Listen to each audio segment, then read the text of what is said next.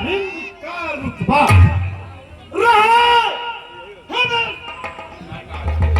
सरकार का ऐलान। अरे हमेशा उस नजर से नहर पानी का हक था। अरे आगे के काम नहीं बदलेंगे, हमेशा काम एक बार लक्ष्मी का कदम शाबाश शाबाश शाबाश शाबाश मेरे बरकरार रहो। तुम्हारे ही बदौलत मुझ में शान आई और तुम्हारी ही बड़ाई से मेरी बड़ाई है। गौ ब्राह्मण की सेवा से अरे यही फल हाथ आया है और प्रजा की मेहरबानी से ये ताज और ये तख्त आया नहीं। महाराज आपके प्रताप से, महाराज आपके प्रताप से अरे घर घर में रहे दावादारी। अरे पीछे है सिंहावती। महाराज कहो मेरे लिए क्या आज्ञा? वाह अरे बजे ताली जुगल कर से यही सदा से है।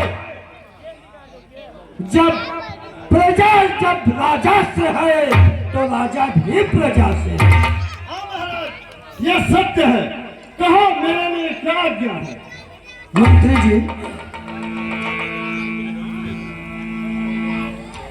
हमारे दरबार में आज हमारे मन में एक विचार उठा। विचार क्या है कि ये जिंदगी हमारी इसी राज्य के संचालन में बीत गए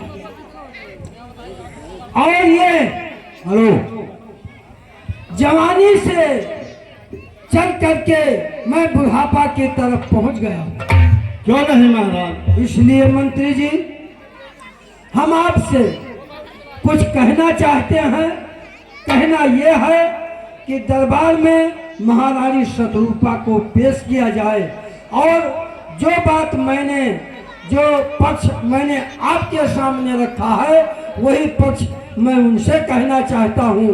क्योंकि इस राज्य काश को भोगते हुए जवानी चली गई, बुढ़ापा आ गया, फिर भी मोह माया नहीं है।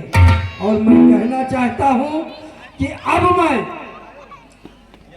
बूढ़ा हो गया हूं और हमारे बेटे उत्तान पात युवावस्था की ओर चल बढ़ गए हैं और क्यों ना आपकी सलाह से पाठ दे करके और मैं वानप्रस्थ को चला जाऊं। ठीक है महाराज, जो आप कह रहे हैं वो सत्य है, सही है, ऐसा ही होना चाहिए। तो ठीक है, इस समय महारानी शतरूपा को दरबार में सम्मान के साथ बुलाया जाए।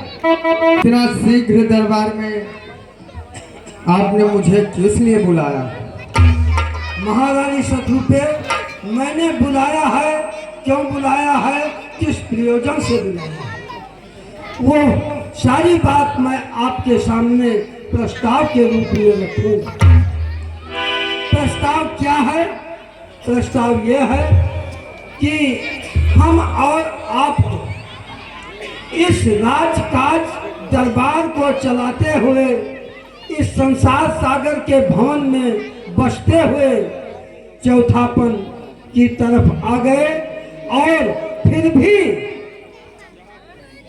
विषय वैराग नहीं हुआ। इस विषय वासना से वैराग नहीं हुआ है तो हम आपसे कहना चाहते हैं कि क्यों ना बेटा उत्तान पात को राज्य का अधिकारी बना करके और हम दोनों वानप्रस्थ की ओर निकले।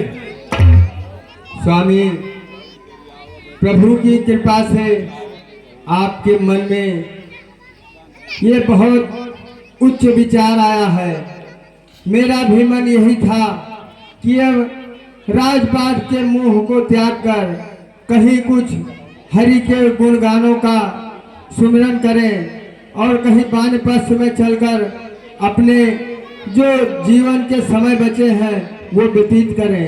स्वामी, आपने यह कहकर मेरा जन्म धन्य कर दिया। धन्य हो महारानी शत्रुपे, जो ऐसे सच्ची सलाह आपने दिया है उसके लिए मैं आपका आभारी हूँ।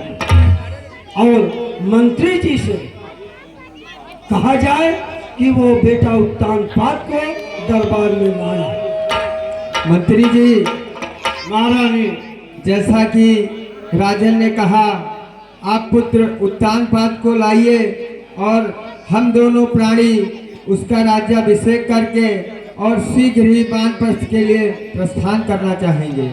आज्ञा महारानी जी आपको। आयुष्मान हो, चिरंजीवी हो, कल्याण हो पुत्र। पुत्र आओ बैठो। इस राजकाज का संचालन करते हुए हमारी जवानी चली गई, मैं बूढ़ा बूढ़ी हो गई है, इसलिए मैं कहना चाहूंगा कि अब आप इस राजकाज का संचालन करें और हम दोनों यानी कि आपके को वानप्रस्थ जाने की उचित व्यवस्था करें। नहीं पिताजी, मैं राज्य नहीं चाहता हूँ, मैं राजपाट नहीं संभाल पाऊंगा। नहीं बेटा, ये संसार का नियम है। पिता के बूढ़े हो जाने पर बेटा ही राज्य चलाता है और बेटा ही राज्य का उत्तराधिकारी होता है। इसलिए मेरी कहना मानो और हमारे बातों पर ध्यान दो। मैं अब यह वचन जो कहता हूँ वो व्यथा के साथ कहता हूँ। मैं तो अभी छोटा हूँ, मैं राज्य नहीं संभाल पाऊंगा पिताजी। नहीं बेटा, इसमें दूसरी सम्मति और दूसरी राय कहना और सुनना उचित दोनों नहीं है। इसलिए बेटा, मेरे प्यारे हृदय के टुकड़े, इस समय आपको बोलना उचित नहीं है। पिता का वचन बच्चे के लिए समझ लो कि वरदान है। मंत्री जी, अब राज्याभिषेक की तुरंत तैयारी करें। महाराज, सब कुछ तैयार है। तैयार है? बिल्कुल। ठीक है। महारानी शत्रुपे आओ, और इनके राज्याभिषेक की तैयारी हो गई है। इनको ताज का मालिक बना करके मुकुट पहना करके हम दोनों वानप्रस्थ की ओर चलें।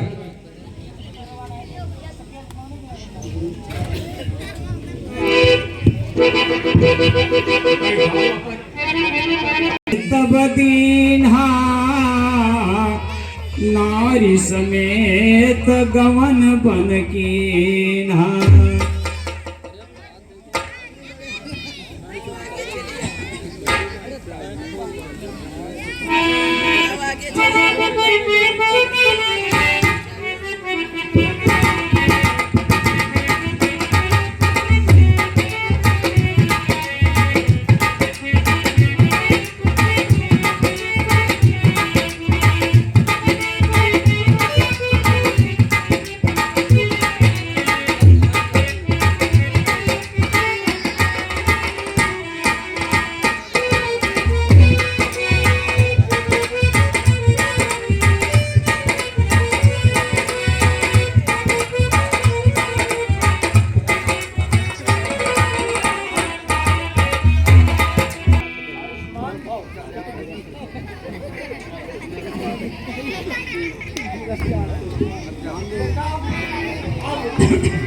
इसे भगवान का दर्जा दे करके और प्रजा को भगवान समझ करके प्रजा की सेवा आपको करना। ठीक है पिताजी। महारानी शत्रुपे, स्वामी, अब हम दोनों इस राजकाज के भार से मुक्त हो गए। ऐसा लगता है कोई बहुत बड़ा भार सिर से उतर गया है। बिल्कुल, और पुत्र को उत्तराधिकारी बना दिया इस राजकाज का, तो ये सबसे परम खुशी की बात। अब चिंता मुक्त हो गए चलिए वानप्रस्थ की ओर प्रस्थान करें। अब हम दोनों को राज्य की चिंता नहीं करना है, भगवान का चिंतन करना है। बिल्कुल स्वामी। तो महारानी शत्रु के इस समय जो एक एक पल जीवन का बीत रहा है बड़ा अमूल्य है, इसलिए भगवान के श्री चरणों का गुणगान बात करते हुए हम लोग अब नैन साढ़ की तरफ प्रस्थान करेंगे महारानी जी। ठीक है स्वामी।